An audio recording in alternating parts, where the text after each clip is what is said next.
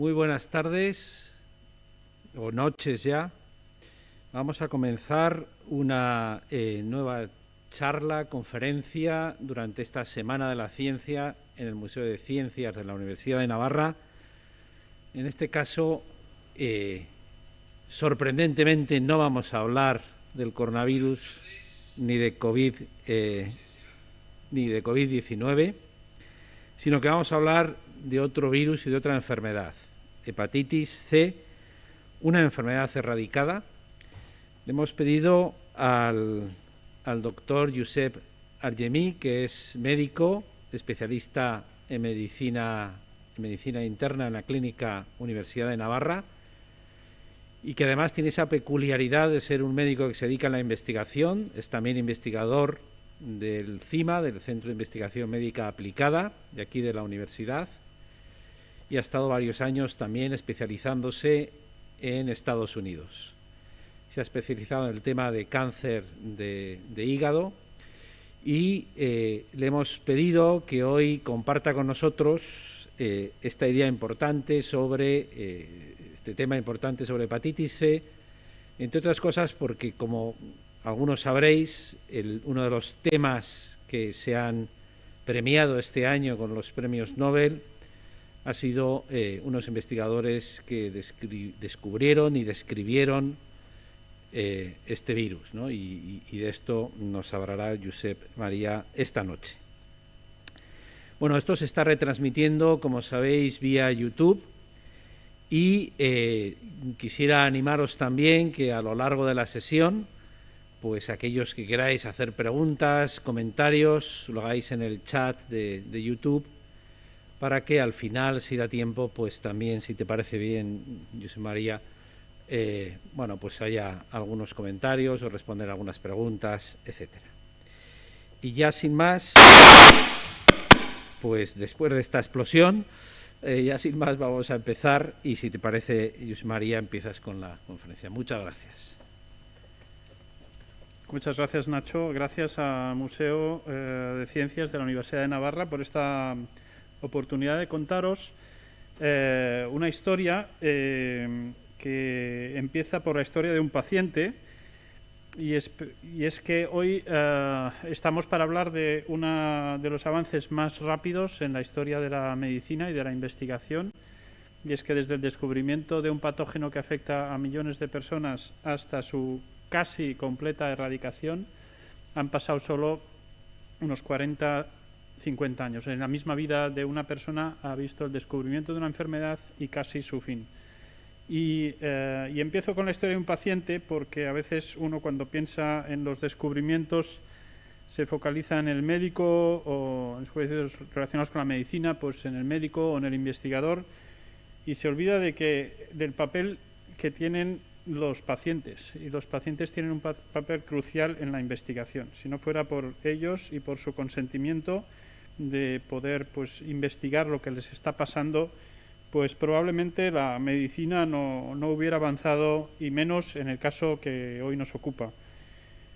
Y bueno, os voy a hablar del señor H, Mr. H. Es un americano que en 1977 vivía con su mujer y sus hijos en el estado de Maryland, y le gusta mucho el monte, y estaban haciendo una excursión, era la primavera.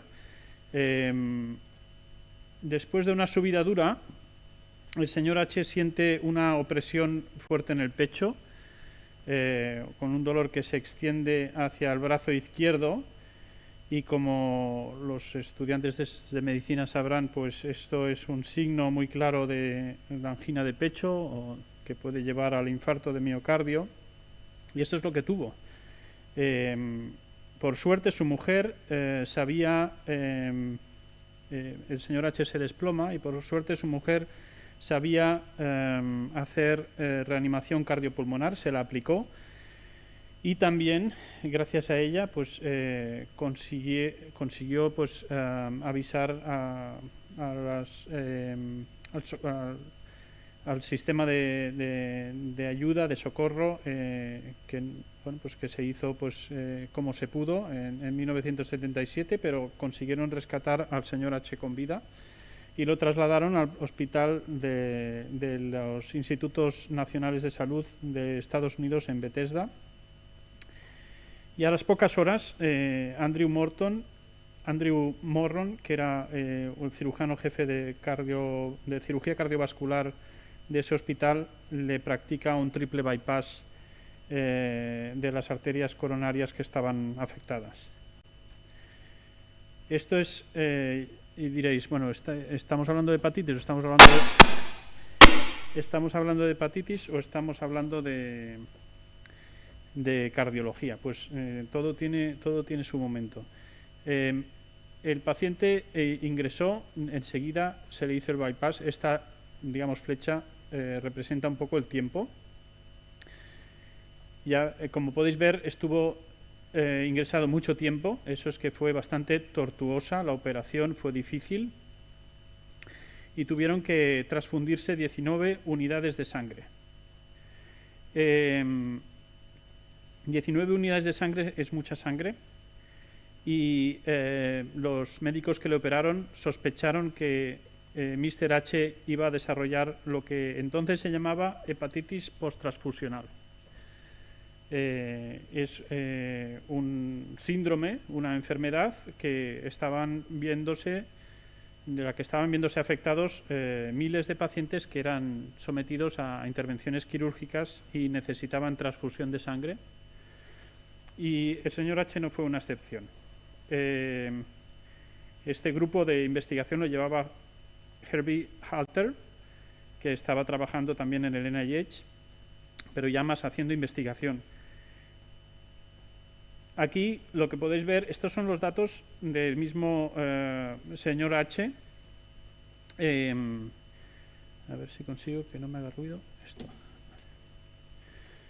Lo que estamos viendo aquí son los niveles de una cosa que se llama ALT, que os lo explico aquí a la derecha. ALT es la alanina aminotransferasa y que procede de las mitocondrias del hepatocito. El hepatocito es la célula del hígado. Y cuando las células del hígado se rompen, aquí veis una representación, un dibujo, estos son hepatocitos, células del hígado, estos son células biliares. Los hepatocitos están llenos de una cosa de dos enzimas que se llaman ALT y AST, y cuando estos hepatocitos se rompen, se liberan al suero y entonces los podemos detectar. Por eso, pues cuando haces un análisis, un control general de sangre, siempre te van a pedir, normalmente te van a pedir, cuando quieren saber cómo funciona el hígado, te van a pedir AST y ALT, entre otras cosas.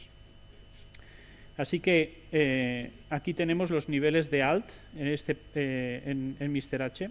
Pasó las 5 primeras semanas pues con niveles normales, pero a partir de mediados de la quinta a la sexta semana empezaron a subir estos niveles hasta llegar a niveles altísimos, casi 2000, y luego rápidamente descendieron. Esto es lo que llamamos en medicina una hepatitis, y lo llamamos hepatitis aguda. Y esto es lo que le pasó.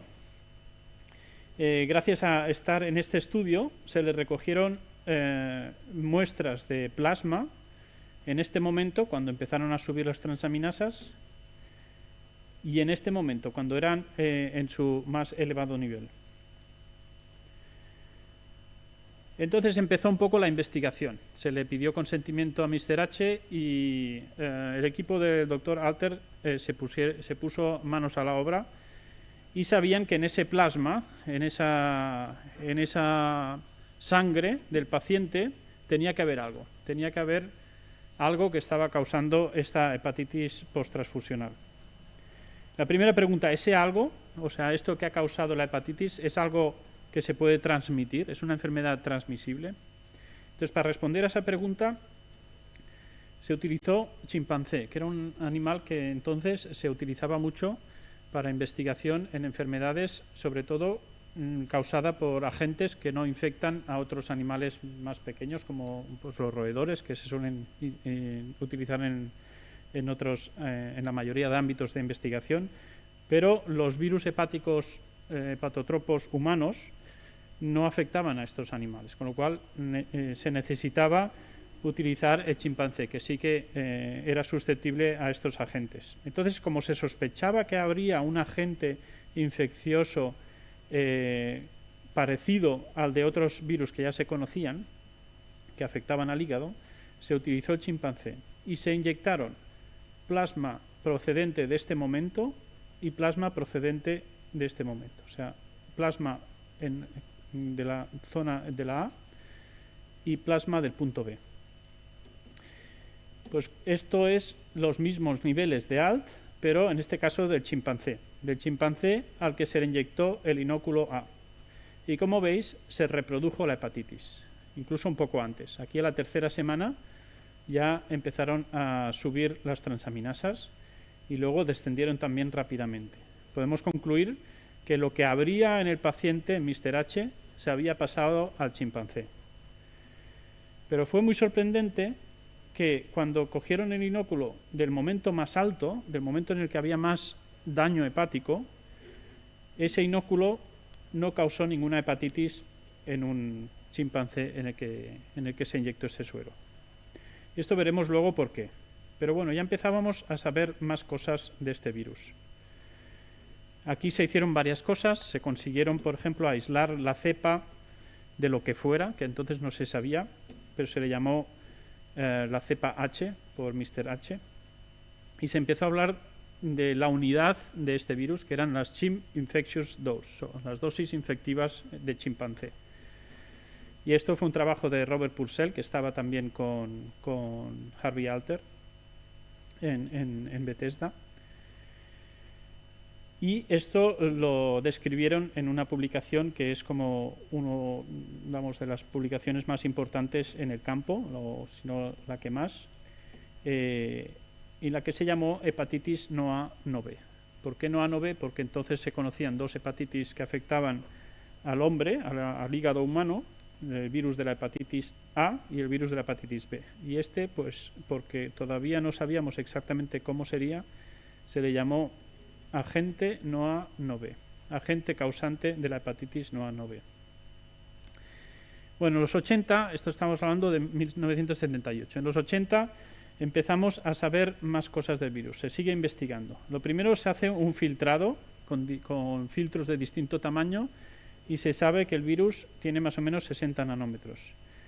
Luego se hizo unos tratamientos con cloroformo que destruye las membranas hechas de lípidos, y se vio que cuando tratabas el plasma con este compuesto, con cloroformo, no era capaz de infectar. Por lo tanto, el virus tenía que tener una envuelta de lípidos. Y luego también se realizaron estudios de sedimentación y se vio que el virus que estaba en la zona más alta de mayor afectación hepática en el paciente, ese sedimentaba mucho más rápido. Quiere decir que probablemente ese virus tenía anticuerpos enganchados a él. Pero esto eran solo suposiciones. Sabíamos que sedimentaba más rápido ese suero. El siguiente paso fue, bueno, no sabemos qué material genético tiene esta gente, no sabemos ni siquiera seguramente si es un virus o no, ni de qué familia es. Y entonces aquí entró en el panorama Michael Houghton, de una compañía farmacéutica que se llama Chiron, que empezó a investigar sobre las características del virus. Tenían laboratorios como los de una universidad y empezaron a trabajar en ello. Y entonces lo que usaron es lo que llamamos librerías de bacteriófagos, o sea, se usó, esto es un virus a su vez.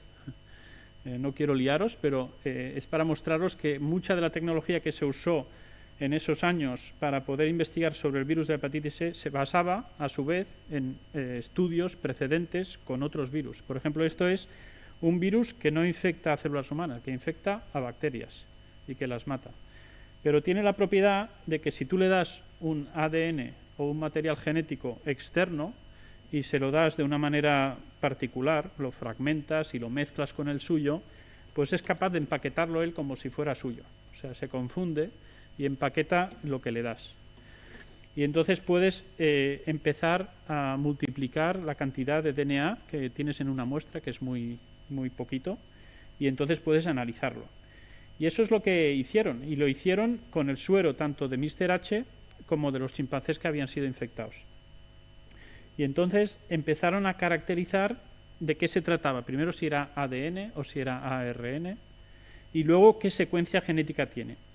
El resultado se publicó en 1989, o sea, fueron largos años de estudio, y ya se pudo decir que era un agente viral de la familia de los flavivirus, y se pudo empezar a distinguir entre las estructuras que tenía en su interior.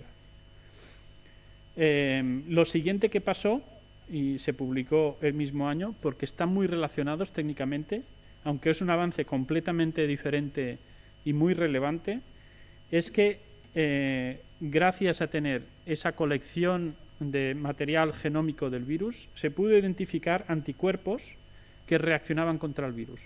Y eso, ¿por qué es importante? Porque cuando tenemos a un paciente delante y queremos diagnosticar si tiene o no el virus de la hepatitis C, necesitamos anticuerpos, porque es la manera como detectamos es como el test rápido que ahora tenemos para el coronavirus, está hecho con anticuerpos, y para tener disponibilidad de esos test rápidos, pues ha habido muchos investigadores que se han puesto manos a la obra para sintetizar esos anticuerpos contra el coronavirus. Pues lo mismo pasa aquí, y era difícil, fue difícil y llevó años, pero lo consiguieron.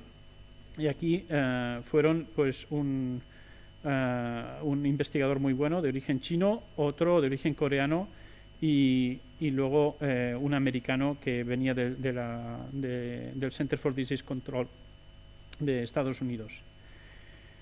Y gracias a eso se pudo empezar a estudiar cuántos enfermos había de hepatitis C en el mundo.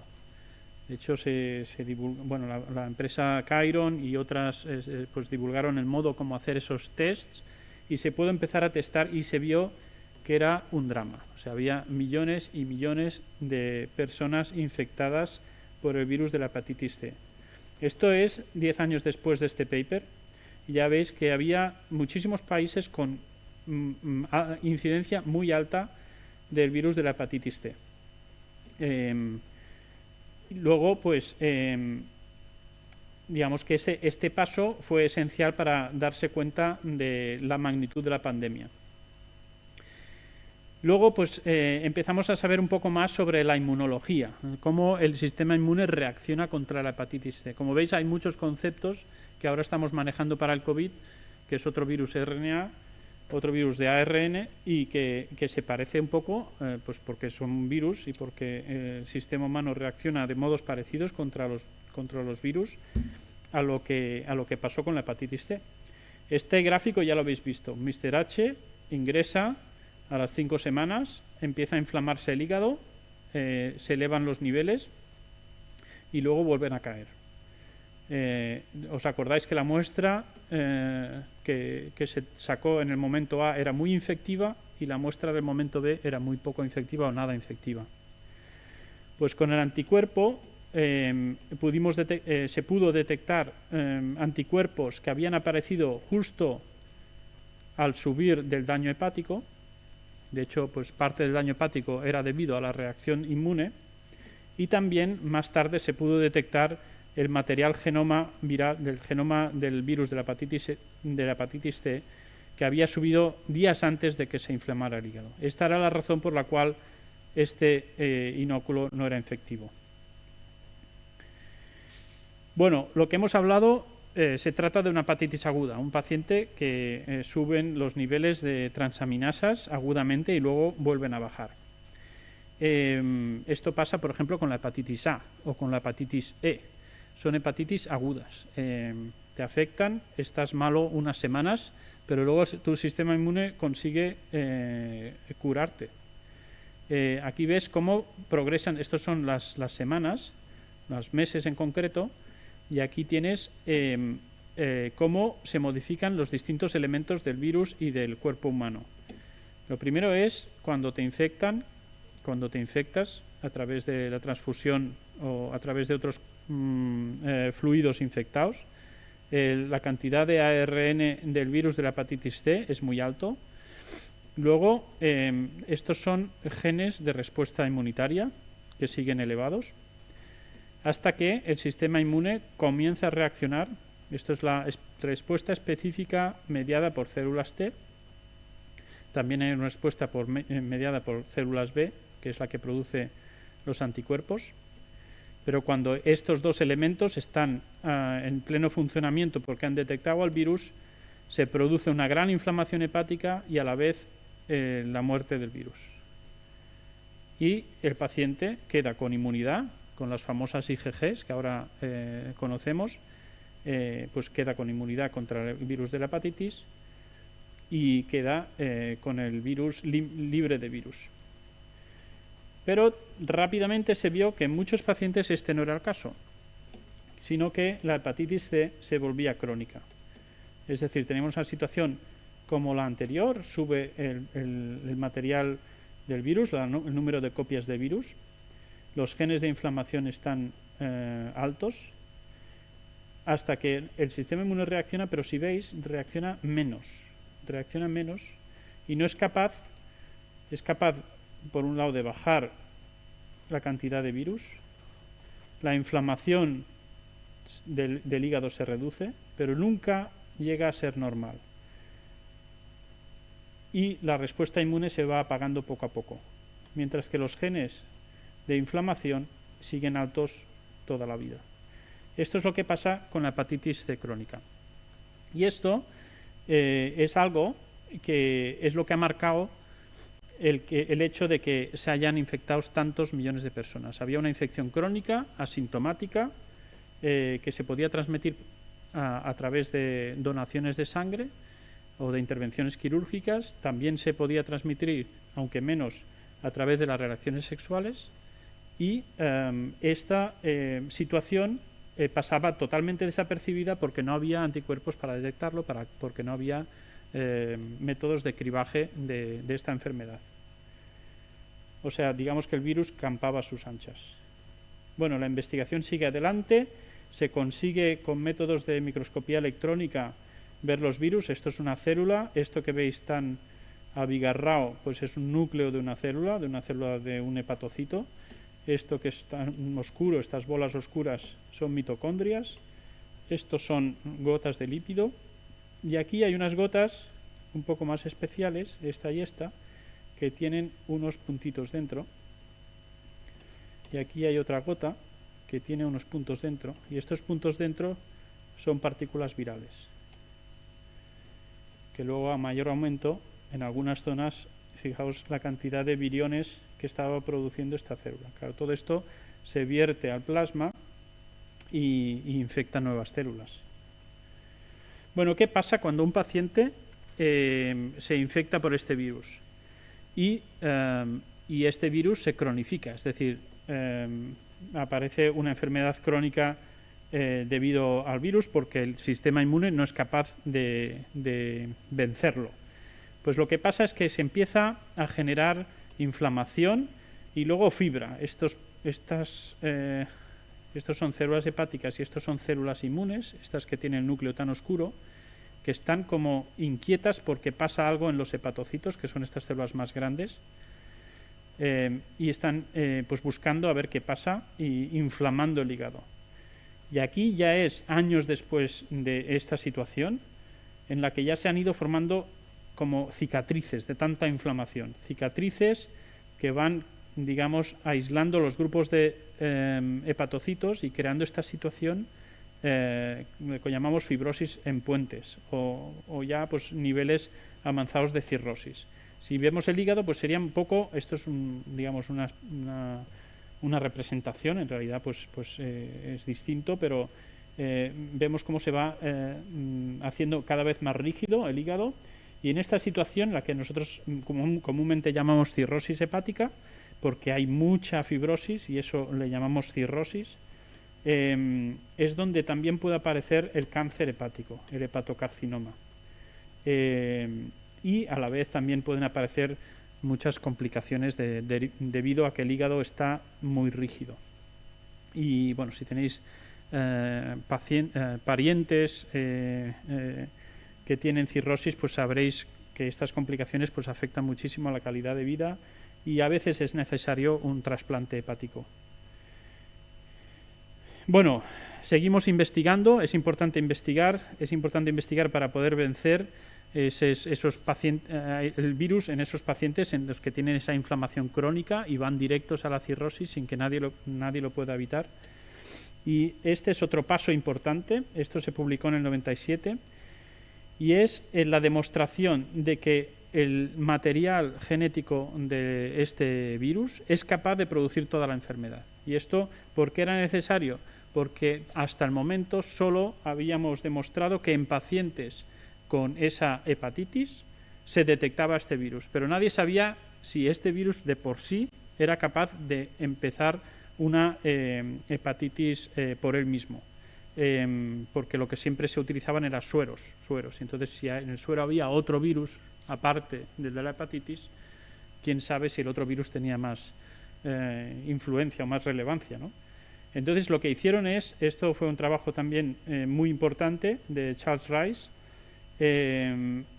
Lo que hizo es sintetizar una cadena sintética completamente de ARN con toda la información que habían sacado de los experimentos anteriores y la inyectaron en el chimpancé, en el hígado del chimpancé. Y bueno, ¿cuál fue su sorpresa? Que solo el material genético, sin ninguna envuelta, sin ninguna cápside, fue capaz de empezar a producir virus completos y de inflamar el hígado. Entonces eso fue una demostración de que ese material genético era el responsable del virus y a su vez del virus de la hepatitis.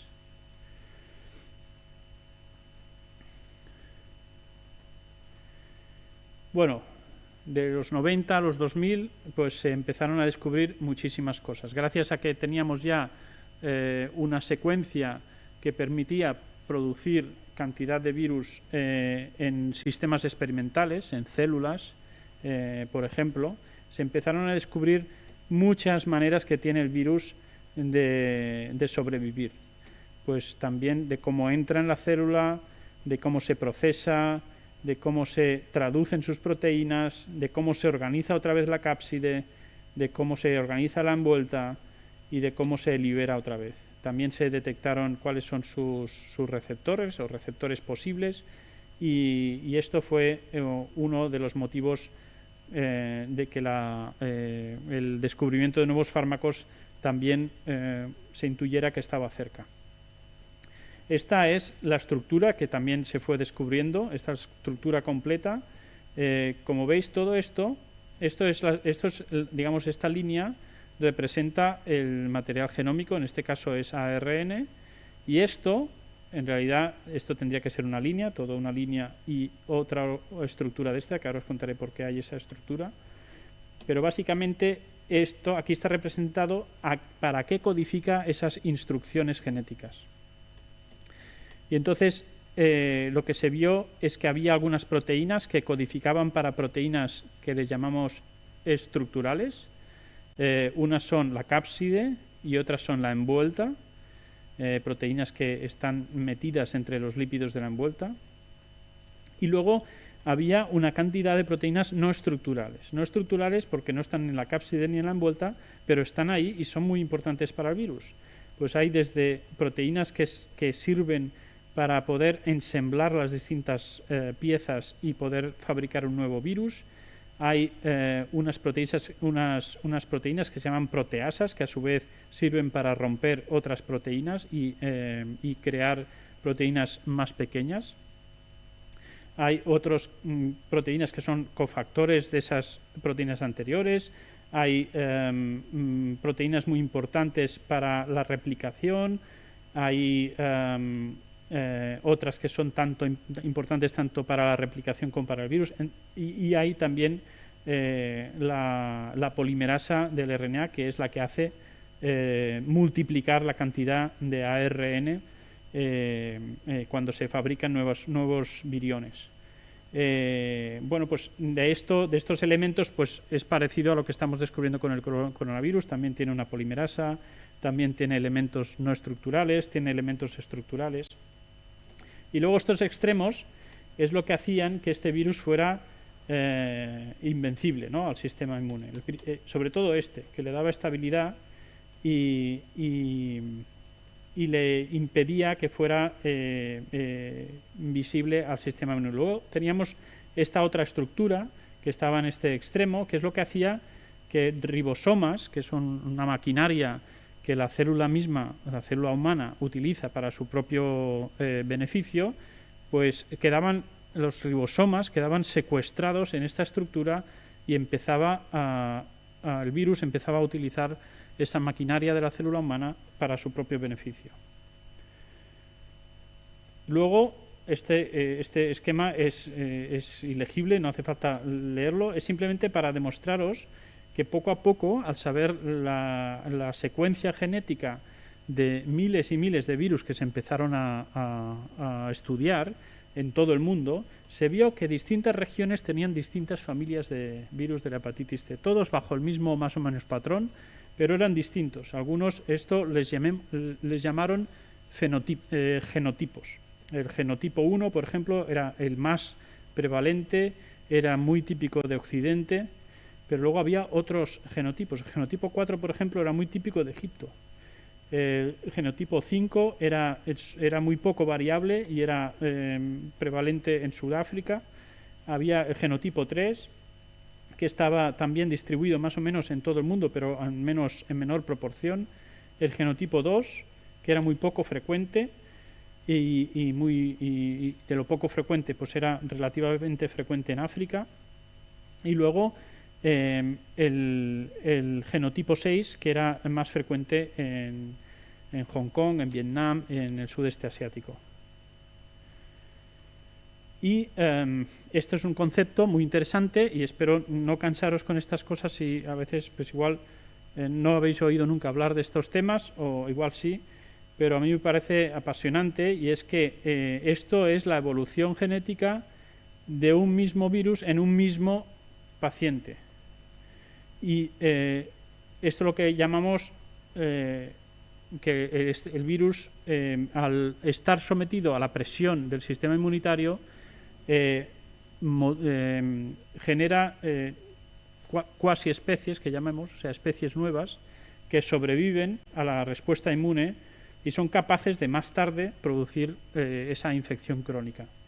Es decir, en el primer momento, no sé si os acordéis lo que estaba contando antes, en el primer momento parece que se ha vencido el virus, pero se ha vencido a la forma, digamos, a la especie principal del virus. Pero hay otras especies menos abundantes que están mutando ya y que son las que resistirán al sistema inmune. Entonces, este también es una cosa que se descubrió en los años posteriores. Y luego hablaros un poco del tratamiento, porque es algo que tiene mucho que ver con el tema del que estamos hablando. Y lo primero que hay que decir es que el tratamiento se modernizó cuando se empezó a conocer la estructura del virus. Al principio utilizamos a ciegas estimulantes del sistema inmune, como el interferón, y algún antiviral que tenía cierto efecto contra el virus, pero no era específico del mecanismo del virus de la hepatitis C, y como por ejemplo la ribavirina.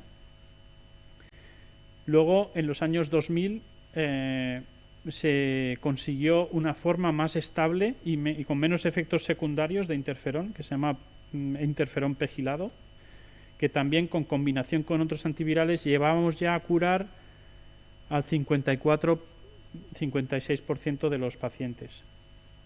Había muchísimos pacientes que se quedaban fuera y estos fármacos tenían unos efectos adversos terribles. El tratamiento duraba todo un año y bueno, los que han pasado por ese tratamiento pues no volverían a pasar probablemente. Y esto que pone aquí, VOC-TVR, Boceprevir, Telaprevir, es una de las primeras combinaciones que se prueban teniendo un éxito muchísimo más alto sin ningún régimen de interferón. Y eso fue un avance impresionante. ¿Qué son estos? Esto tampoco es para que ni mucho menos lo leáis todo, sino es para haceros una idea de todos los fármacos. O sea, hasta aquí solo tenemos dos fármacos, el interferón y la ribavirina. Y a partir de entonces, pues al conocer la estructura del virus, como veis, las proteínas no estructurales fueron especialmente sensibles a distintos fármacos que se fueron sintetizando por distintas compañías farmacéuticas. Básicamente, cada compañía farmacéutica elegía un punto que quería inhibir del virus y probaba a ver si eso funcionaba. Si funcionaba en modelos animales, luego lo probaban en pacientes. Y cuando se empezó a probar esta estrategia, tras conocer la secuencia viral, se empezó a tener éxito. Y empezaron a aparecer lo que llamamos antivirales directos. Ya no íbamos a estimular el sistema inmune, sino que íbamos a cargarnos el virus. Y estos son los fármacos en rojo que están ahora disponibles en el mercado y que son capaces de tratar y de curar al 96, 98, 100%, según las series de pacientes. Y también de manera importante a pacientes que tuvieran cirrosis, fibrosis avanzada, que también eran pacientes difíciles de tratar. Entonces, volviendo a la pregunta inicial, ¿es la hepatitis C una enfermedad erradicada? Mi respuesta sería que no, al menos no todavía. O sea, hemos avanzado muchísimo, estamos curando al 96% de los pacientes que se tratan, por lo tanto la prevalencia a nivel de la población general es ya muy baja, pero sigue habiendo algunos pacientes. Pero es que luego hay algunos grupos de riesgo específicos donde, porque los fármacos no llegan, porque no se hace una vigilancia exhaustiva de esos pacientes o un control de esos pacientes, pero la prevalencia es todavía muy alta. Y eso pasa con hombres que tienen sexo con hombres, hasta el 7% de infectados, del 1,8 al 7%, en prisioneros, 16 al 51%, y en pacientes que inyectan drogas por vía parenteral, que es del 30 al 80% todavía de pacientes infectados con hepatitis C en las series que se han reportado. Y también hay muchos sitios donde no tenemos datos de prevalencia. Y por último, hay muchos sitios donde no llegan estos nuevos fármacos, que son caros, y hay sistemas sanitarios que obviamente no pueden cubrirlos.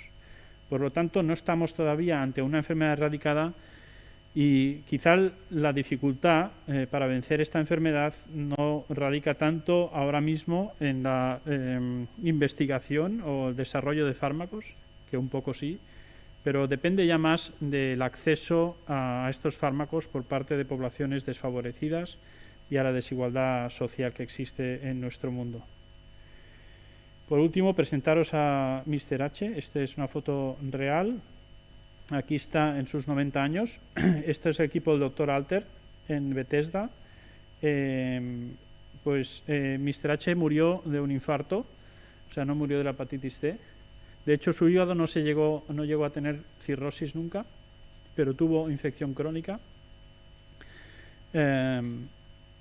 Pero gracias a su plasma, que es la cepa H, se pudieron hacer todas estas investigaciones que os he mostrado hoy. Y este año se ha dado, como decía Nacho, el premio Nobel a estos 3 grandes investigadores que con tenacidad fueron descifrando lo que era este agente contagioso y sembraron las bases para el desarrollo de estrategias terapéuticas. Pues hasta aquí he llegado. Muy bien, pues si te parece nos sentamos ahí sí. y vemos algunas preguntas o comentarios. No sé si los micrófonos están activados. ¿Están activados los micrófonos? No. Pues lo vamos a hacer desde aquí. Tú te quedas aquí y yo. Perfecto. O si no, muy bien. De acuerdo.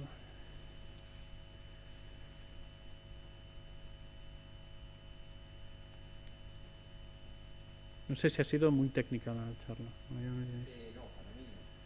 Para ti, bueno. Tú no eres un ejemplo de... Muy bien. Pero una pregunta que sí que te oigo, ¿no? Es decir, a ver, somos capaces de curar el 95% de los casos. Sí, exacto. En ese sentido, podríamos decir que tenemos la técnica para erradicar la enfermedad, ¿no? Sí, tenemos la técnica para erradicar la enfermedad, sí. Y sería el primer caso de una enfermedad que en una misma generación, pues que descubren el virus, prácticamente pueden ver que desaparece la enfermedad. Eso es, exacto. Eso es una... Tenía, bueno, eso era un comentario, pero una pregunta es, ¿se ha logrado cultivar alguna vez este virus? ¿O siempre han sido técnicas moleculares? Sí, o sea, el virus como tal...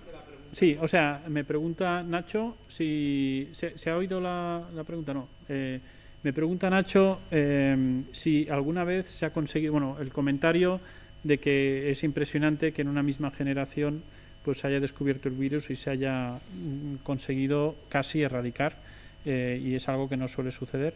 Y luego me pregunta si se ha conseguido cultivar in vitro, entiendo, ¿no? Pues hay unas células que son, digamos, subrogados de la infección, pero el virus en sí no infecta células humanas in vitro, o sea, células tumorales in vitro, con lo cual es difícil trabajar con ellas. Tienes que hacerlo con unas cepas muy determinadas en unas células de una estirpe determinada. O sea, pero bueno, se está trabajando. O sea, se ha debatido mucho si eso era un buen subrogado o no de la enfermedad humana, pero era lo que se tenía. Pero no sé. No lo tenemos cultivado, digamos, No. Una pregunta, ¿qué podemos aprender de toda esta historia para aplicarlo a coronavirus, a COVID-19? Bueno, pues mira, lo que pregunta Nacho es qué podemos aprender de toda esta historia para aplicarlo de algún modo a la historia, a la situación actual del coronavirus COVID-19. Para mí la lección, bueno, eso es una cosa opinable, para mí y la lección más clara es que la ciencia necesita tiempo, necesita recursos, necesita paciencia, y necesita basarse en lo que ya se conoce. Y bueno, al menos yo percibo que en el caso del coronavirus hay mucha prisa y muchas ganas de que se sepa todo y ya, y eso no es como funciona el conocimiento científico. Con lo cual, pues tenemos que ser más pacientes y tenemos que entender que hay prueba y error, y los científicos pues vamos un poco a ciegas, que este coronavirus no es algo en lo que se había investigado muchísimo. Se conocían algunas cosas de parientes del coronavirus COVID-19, pero se conocía muy poco y menos el coronavirus actual, con lo cual diría yo que es admirable lo rápido que se está yendo, y eso es gracias a un esfuerzo colaborativo de toda la comunidad científica internacional al poner en común muchísimos datos que en una situación normal pues no se pondrían pues tan accesiblemente o tan rápidamente. ¿Por qué son tan caros los medicamentos para la hepatitis? Pues dice Nacho, me pregunta, ¿estos son preguntas de YouTube? ¿Quieres? No, de YouTube Vale, me pregunta Nacho ¿por qué son tan caros los fármacos, en este caso para tratar la hepatitis C? Bueno, la verdad es que honestamente no sé mucho del tema, de los detalles sobre el precio de los fármacos, pero sé que hay mucho en los precios que sirve para pagar los años de desarrollo, y que bueno, parece justo que así sea, y que eso es un periodo de gracia que no sé cuánto dura, me parece que unos 10 años, y que en esos 10 años pues se paga pues un valor que se estima que puede cubrir el inmenso gasto en desarrollo del fármaco. Claro, eso ponerle números y si es más o menos, eso ya no lo sé. Bien, Víctor Fenemín nos pregunta, ¿qué pasa con la vacuna de la hepatitis C? ¿Por qué motivos no la hay si, por ejemplo, se la hay para la hepatitis A y la hepatitis B? Bueno, pues preguntan, Fermín de YouTube pregunta por qué no hay vacunas para la hepatitis C cuando sí la hay para la hepatitis A y para la hepatitis B. Pues eso es una pregunta muy interesante y eso radica en que lo que os he contado de las cuasiespecies, la enorme capacidad que tiene para evadir el sistema inmune, la hepatitis C, lo que hace es que haya sido básicamente casi imposible de generar una respuesta inmune homogénea y eficaz que sirva para prevenir la infección por hepatitis C. Siempre encuentra un modo, siempre hay una subespecie que evade esa respuesta inmune que tú has generado. Y ese es un... Bueno, hay que trabajar en eso y esperemos que en el futuro se pueda tener una vacuna eficaz, pero es un desafío. No.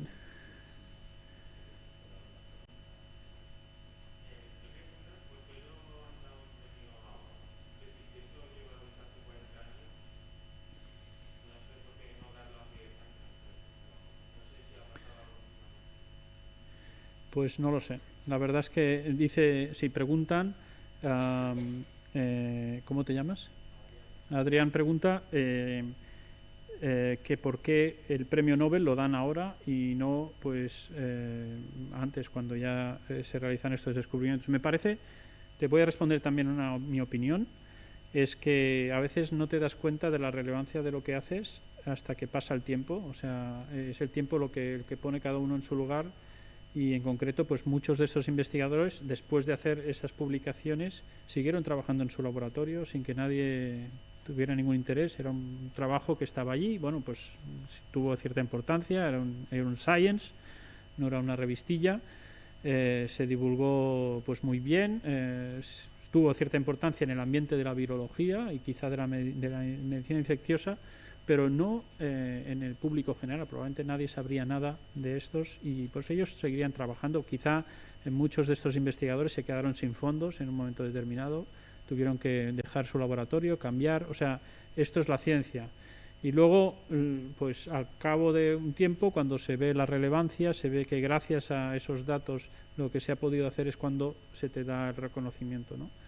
Y luego también está que a lo mejor pues los Nobel pues tienen muchos candidatos y van dando cada año pues a unos cuantos, porque hay tantos descubrimientos que valen la pena como para dar el premio Nobel, que supongo que se les acumulan, ¿no? Digo yo. Pero eso ya es opinión mía. Muy bien. Pues creo que lo vamos a dejar aquí. Muy bien. Pues vamos. Muy bien, muchísimas gracias y también a todos los que habéis seguido por YouTube esta charla. Simplemente recordaros que el próximo jueves... Muy bien, se ve que soy yo el que... Bueno, el próximo jueves, día 19 a las 7:30, tendremos otra charla, en este caso sobre las vacunas contra COVID, el presente y el futuro de vacunas contra COVID. Y eso es todo. Muchas gracias y suspendemos aquí ya la retransmisión.